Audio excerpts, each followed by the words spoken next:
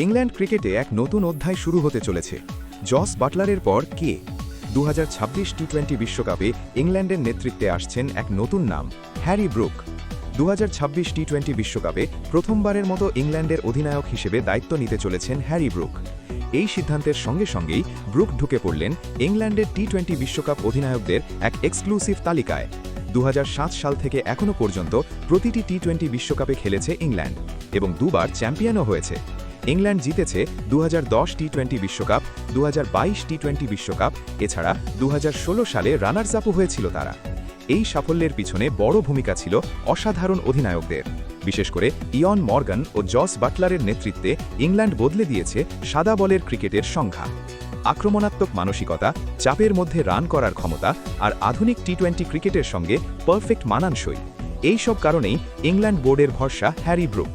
প্রশ্ন একটাই, Harry Brook কি পারবেন মর্গান বাটলারের উত্তরাধিকার বহন করে ইংল্যান্ডকে আরেকবার চ্যাম্পিয়ন করতে? আপনার মতামত কমেন্টে জানান। আর এমন ক্রিকেট নিউজ পেতে চ্যানেলটি লাইক, শেয়ার ও সাবস্ক্রাইব করুন।